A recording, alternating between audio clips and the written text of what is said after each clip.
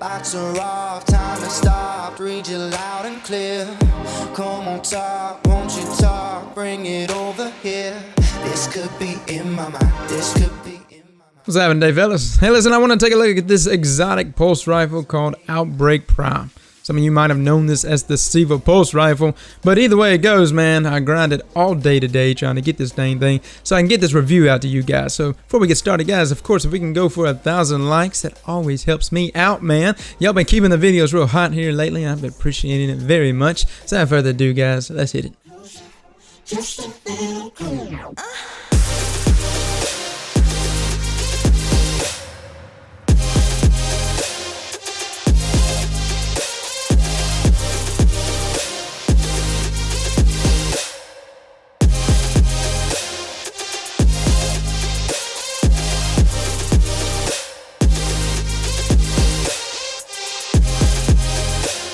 Alright guys, so let's take a look at what's inside. Now, this is purely a PvP review today, guys. The PvE aspects of this is something that I want to go into much more detail about, but I'm primarily wanting to focus on how deadly this thing is in Crucible. I'm keeping mine on smooth ballistics. Aztecross ballistics was something I did load myself out with. Unfortunately, that only increased my headshot damage from 25 a headshot to 26. At least, you know, especially with the nerf to some of your range and stability that you get on that, I was only hitting 26 a headshot, which is a huge bummer, man.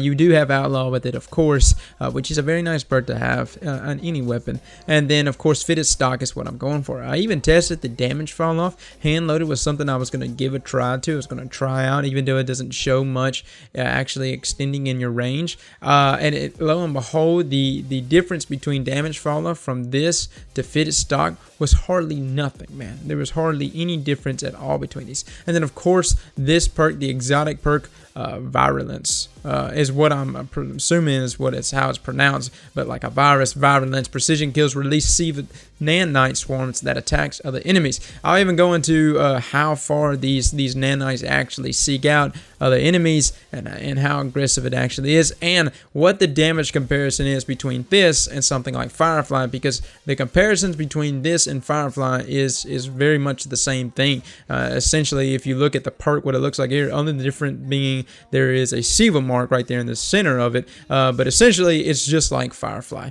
And then, of course, over here, guys, the corruption spreads. Enemies that take repeated hits from this weapon spawn Siva nanites that attack other enemies. So from what I've seen right here with the corruption spreads, something again I'm going to dive more into PvE, but I don't really see much other outside of what the nanites that are actually released from virulence. Nothing is really happening whenever I'm pumping into enemies, and I'll even show some footage of that. But I will say this, there was a tether that actually hit the ground, and I was shooting the tether, and the nanites were coming out extremely quickly to eat up that tether. So some of the things that I see that the corruption spreads actually activates on, but as far as PvP and activating on other guardians, outside of headshot kills, I don't see any nanite swarms actually occurring.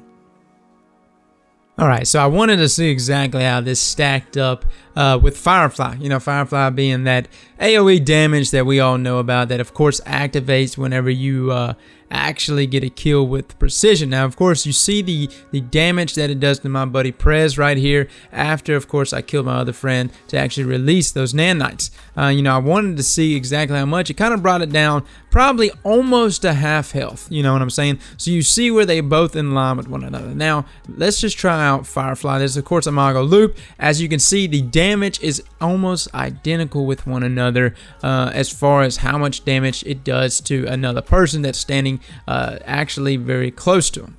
Now right here I wanted to get a general idea of how far these nanites actually seeked, and of course as you can see they started to, once one actually seeks, just like you've seen in the trailer before in the past, once one of them actually seeks out the enemy, then they all seek. You see where I'm coming from? So that's the beauty of this, is that they will all actively or aggressively seek out. Now of course right here I got them stacked up again. I wanted to see how far he could get, and of course this is pretty much extending the range between the mites actually actually seek it. Now, the beauty of it is you can see the nanites actually stay in that location. So say Volt does stand right there, of course it won't do anything, but if he happens to be running across them, then they would of course aggressively seek. So they stay there for almost a couple seconds, allowing for any enemies that might be walking by that general location to of course be attacked by those nanites. So it serves a better purpose than what something like Firefly would serve. So I guess you're probably here for my opinion on this weapon in regards to PvP.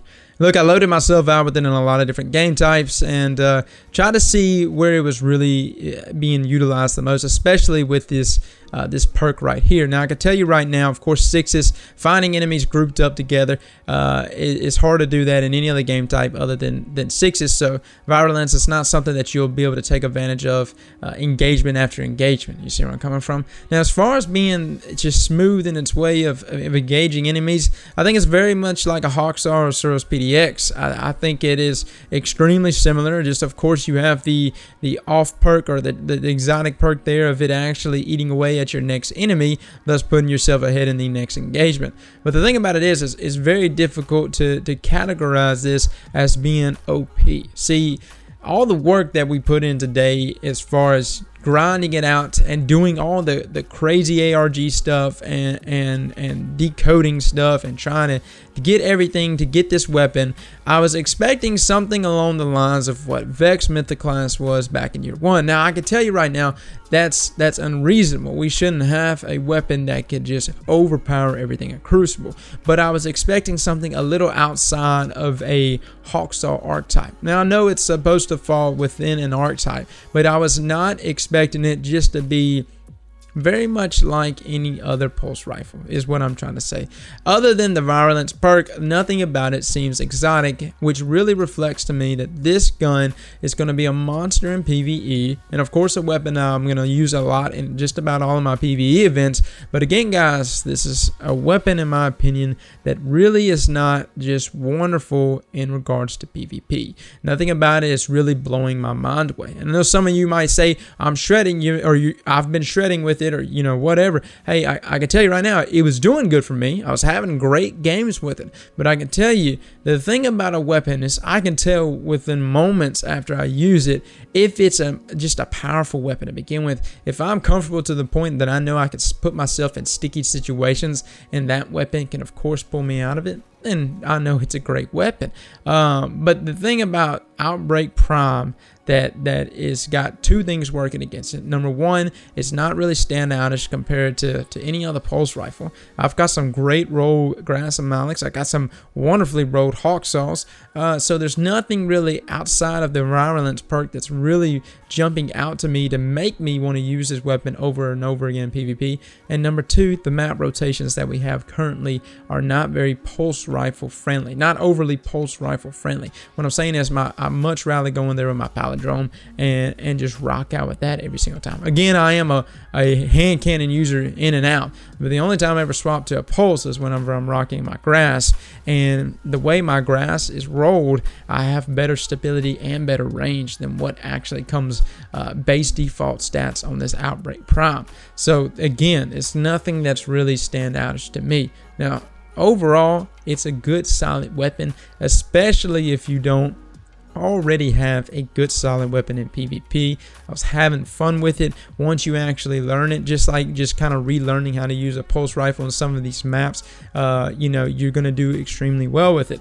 But again, it's nothing game breaking, which is why I wanted to put out this video to you guys, and that is the heartbreaking news about this gun, because I was kind of expecting more out of it. Anyways, fellas, thanks so much for coming and watching, and I hope you get your hands on this weapon. Again, check out my guide if y'all need any help with the pretty much everything's pretty much self-explanatory through the Reddit feeds and through the Reddit threads and Dado and Rick Atkins and all of them. But if you need any help with some of the guides that I got, of course, I'll link them in the description below, and you can check them out if you need to. And good luck to y'all out there. Again, I'll be putting out a PvE review on this weapon to really go into more detail on how it's doing inside the raid. I feel like this weapon might become something that's really utilized in the hard raid to come, and so be looking out for that, guys. I'll catch you later, fellas. Slap that like button like your mama told you right.